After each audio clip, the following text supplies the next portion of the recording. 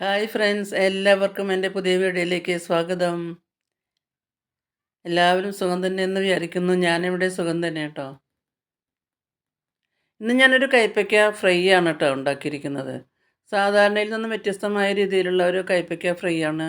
അത് നമുക്ക് ഒരു ചോറിനൊരു രണ്ടാമത്തെ സൈഡ് ഡിഷായിട്ട് കഴിക്കാൻ പറ്റിയ ഒരു കൈപ്പയ്ക്ക ഫ്രൈ ആണ്.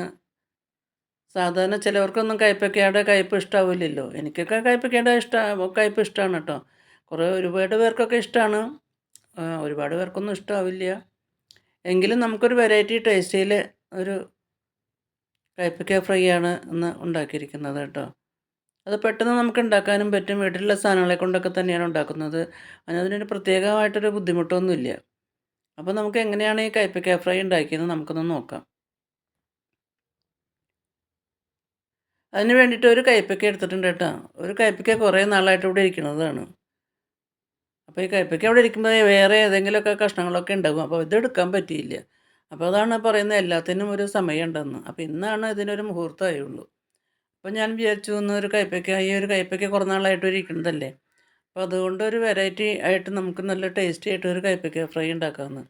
അപ്പോൾ അതിന് വേണ്ടിയിട്ട് ഞാൻ ആ കയ്പ്പയ്ക്ക എടുത്തു നല്ലപോലെ കുറച്ച് നേരം വെള്ളത്തിലിട്ട് വെച്ചിട്ടുണ്ടായിരുന്നു കേട്ടോ. ഉപ്പുപൊടിയും മഞ്ഞൾപ്പൊടിയൊക്കെ ഇട്ട് കുറേ നേരം വെള്ളത്തിലിട്ട് വെച്ചിരുന്നതാണ്. അത് കഴിഞ്ഞ് നല്ലപോലെ കഴുകി എടുത്തതാ. അത് അങ്ങനെ രണ്ടാക്കി അതിൻ്റെ ചോറൊക്കെ കളഞ്ഞ് വീണ്ടും കഴുകിയിട്ടോ. അതിൻ്റെ ഉള്ളിലുള്ള ചോറൊക്കെ കളഞ്ഞു. അത് കഴിഞ്ഞ് വീണ്ടും കഴുകിയിട്ട് അതിനിങ്ങനെ നൈസായിട്ട് ഇങ്ങനെ അരിഞ്ഞുകൊണ്ടിരിക്കുകയാണ് കേട്ടോ. വളരെ നൈസായിട്ട് ഇങ്ങനെ അരിഞ്ഞുകൊണ്ടിരിക്കുകയാണ്.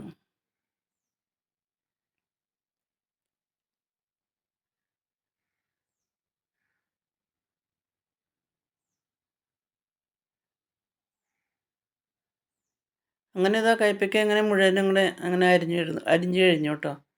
വളരെ നൈസായിട്ടാണ് ഇതാ.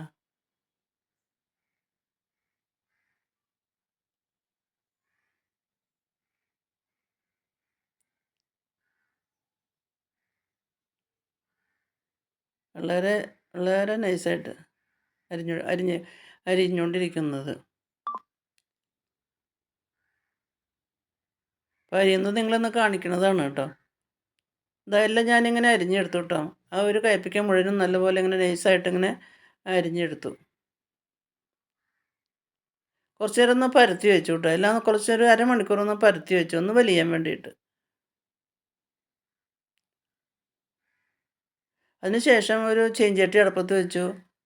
ചൂടായപ്പോൾ കുറച്ച് രാവിലെ തന്നെ പൂരി ഉണ്ടാക്കിയിട്ടുണ്ടായിരുന്നു. ഇന്ന് രാവിലെ ബ്രേക്ക്ഫാസ്റ്റ് പൂരിയായിരുന്നു. അപ്പോൾ പൂരി ഉണ്ടാക്കി കഴിഞ്ഞാൽ ആ വെളിച്ചെണ്ണയിലേക്ക് തന്നെയാണ് ഈ കയ്പ്പയ്ക്ക അരിഞ്ഞ് വെച്ച കയ്പ്പയ്ക്ക ഇട്ട് കൊടുക്കുന്നത് കേട്ടോ. അപ്പോൾ ആ വെളിച്ചെണ്ണയിൽ തന്നെ ഈ കയ്പ്പയ്ക്ക അരിഞ്ഞ് ഇട്ട് കൊടുത്ത് നമുക്ക് ഒന്ന് ഫ്രൈ ചെയ്തെടുക്കാം.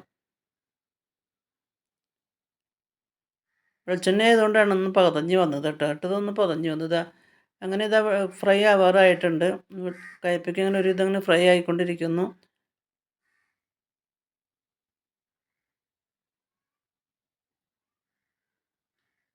അപ്പോൾ ഞാനതങ്ങനെ മാറ്റുകയാണ് കേട്ടോ.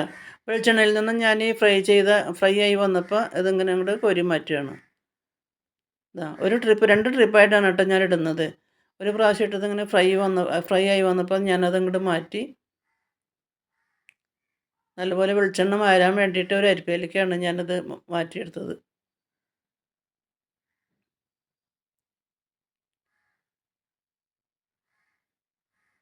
അതിന് ശേഷം കുറച്ച് ബാക്കിയുണ്ടായിരുന്നു. അതും കൂടി ഇട്ട് കൊടുത്തു കേട്ടോ. അതും കൂടി ഇതുപോലെ ചൂടായ വെളിച്ചെണ്ണയിലേക്ക് ബാക്കിയുള്ളതും കൂടി ഇട്ട് കൊടുത്ത് നമ്മൾ അതും കൂടി ഇങ്ങനെ ഫ്രൈ ചെയ്തെടുത്തു കേട്ടോ. അപ്പോൾ കയ്പ്പയ്ക്ക മുഴുവനും ഞാനിങ്ങനെ 2 പ്രാവശ്യമായിട്ട് ഫ്രൈ ചെയ്തെടുത്തു. അതിന് ശേഷം 2 മീഡിയം സൈസ് സബോള അതിൻ്റെ തൊലിയൊക്കെ കളഞ്ഞ് നല്ലപോലെ കഴുകി അതും ഇതുമാതിരി കയ്പ്പയ്ക്ക നുറുക്കിയ മാതിരി തന്നെ നമുക്ക് വളരെ നൈസായിട്ട് ഇങ്ങനെ അരിഞ്ഞെടുക്കണം കേട്ടോ. ഈ സവോളയും നമുക്ക് കയ്പ്പയ്ക്ക അരിഞ്ഞ മാതിരി ഞാനിതുപോലെ ഇങ്ങനെ നൈസായിട്ട് ഇങ്ങനെ അരിഞ്ഞെടുത്തു കേട്ടോ. എന്നിട്ട് അതിങ്ങനെ ഓരോന്നിങ്ങനെ വേർപെടുത്തി എടുത്തു.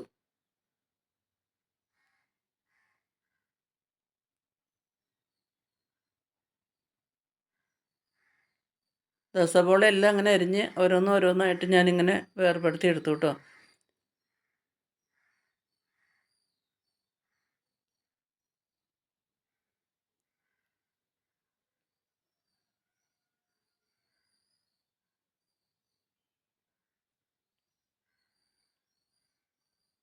അതിനുശേഷം നമ്മൾ കയ്പ്പയ്ക്ക വറുത്തിരുന്ന ചൂടായി കിടക്കുന്ന എണ്ണയുണ്ടല്ലോ, ആ കയ്പ്പയ്ക്ക വറുത്ത ചൂടായ എണ്ണയിലേക്ക് തന്നെ വീണ്ടും ഈ സ ഈ സബോള അരിഞ്ഞ് വെച്ചത് കുറച്ച് ഇട്ട് കൊടുത്തു കേട്ടോ. അതും ഇതുപോലെ 2 ട്രിപ്പായിട്ടാണ് ഞാൻ വറുത്തെടുക്കുന്നത്.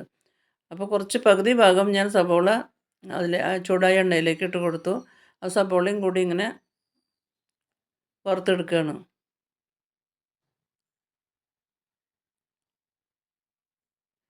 സബോളയുടെ കളറൊക്കെ അങ്ങനെ മാറി തുടങ്ങി കേട്ടോ. സബോള ഇങ്ങനെ നല്ല ഫ്രൈ ആവാൻ തുടങ്ങിയിട്ടുണ്ട്. അപ്പോൾ സബോള ഞാൻ ഈ വെളിച്ചെണ്ണയിൽ നിന്ന് ഇങ്ങോട്ട് മാറ്റുകയാണ് കേട്ടോ. ഈ അരിപ്പയിലേക്ക് ഇങ്ങനെ മാറ്റുകയാണ്. എണ്ണ നല്ലപോലെ വാഴ്ന്ന് പോകാൻ വേണ്ടിയിട്ട് നമ്മളൊരു അരിപ്പയിലേക്ക്, ഒരു അരിപ്പച്ചട്ടുകത്തിലേക്ക് നമ്മൾ ഫ്രൈ ആയ സബോള ഇങ്ങനെ മാറ്റി ഇങ്ങനെ കോരിയെടുത്തു. ഇതാ സബോള മുഴുവനും ഞാൻ ഇതുപോലെ ഇങ്ങനെ കോരിയെടുത്തു കേട്ടോ.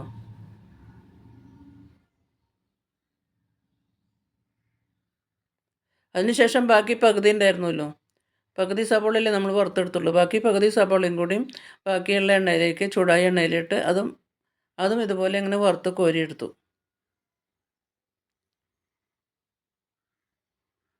അപ്പോൾ സബോളയും കയ്പ്പയ്ക്കും നമ്മളിങ്ങനെ ഫ്രൈ ചെയ്തെടുത്തുവല്ലോ, അത് ഞാനൊരു പ്ലേറ്റിലേക്ക് ഇട്ട് കൊടുക്കുകയാണ് കേട്ടോ.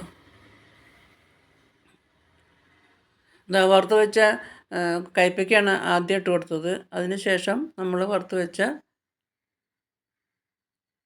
സബോളയും കൂടിയും ചേർത്ത് കൊടുക്കുന്നുണ്ട്. രണ്ടും കൂടി നമുക്കൊന്ന് നല്ലപോലെ ഒന്ന് മിക്സ് ചെയ്യാം. കയ്പ്പയ്ക്ക വറുത്തതും സബോള വറുത്തതും നല്ലപോലെ ഒന്ന് മിക്സ് ചെയ്തു. നല്ലപോലെ ഒന്ന് മിക്സ് ചെയ്തൊന്ന് പരത്തിയിട്ടതിന് ശേഷം അതിലേക്ക് ഒരു അര ടീസ്പൂണ് മുളക് പൊടിയാണ് കേട്ടോ ചേർത്ത് കൊടുക്കുന്നത്. ചൂടോടുകൂടി തന്നെയാണ് അതിലേക്ക് മുളക് പൊടി ഒന്ന് പതുക്കെ ഒന്ന് വിതറി കൊടുക്കുന്നുണ്ട്. അര ടീസ്പൂണ് സാധാരണ മുളക് പൊടി, ആ ചൂടായ വറുത്ത് വെച്ച ചൂടോടുകൂടി തന്നെയാണ് ഇട്ട് കൊടുക്കുന്നത്. അതിനുശേഷം അതിലേക്ക് ആവശ്യത്തിന് ഉപ്പും കൂടി ചേർത്ത് കൊടുക്കുന്നുണ്ട്. അതിനുശേഷം ഒരു ടീസ്പൂണ് വിനീഗർ, ഒരു ചെറിയൊരു പുളിപ്പ് കിട്ടാൻ വേണ്ടിയിട്ടാണ് ഒരു ടീസ്പൂണ് വിനീഗറും കൂടി ചേർത്ത് കൈ കൊണ്ട് നല്ല പോലെ ഒന്ന് മിക്സ് ചെയ്യണം കേട്ടോ. അപ്പോൾ ഊണ് കഴിക്കാൻ രുചികരമായ ഒരു പാവയ്ക്ക ഫ്രൈ ആണ് കേട്ടോ. അധികം കയ്പൊന്നുമില്ല, വളരെ രുചികരമാണ്. അപ്പോൾ എല്ലാവർക്കും ഈ കയ്പ്പയ്ക്ക ഫ്രൈ ഇഷ്ടമായെന്ന് വിചാരിക്കുന്നു. ഇഷ്ടമായാൽ ലൈക്ക് ചെയ്യാനും ഷെയർ ചെയ്യാനും കമൻറ്റ്സ് ചെയ്യാനും മറക്കരുത്. പുതിയൊരു വീഡിയോ ആയിട്ട് നമുക്ക് വീണ്ടും കാണാം.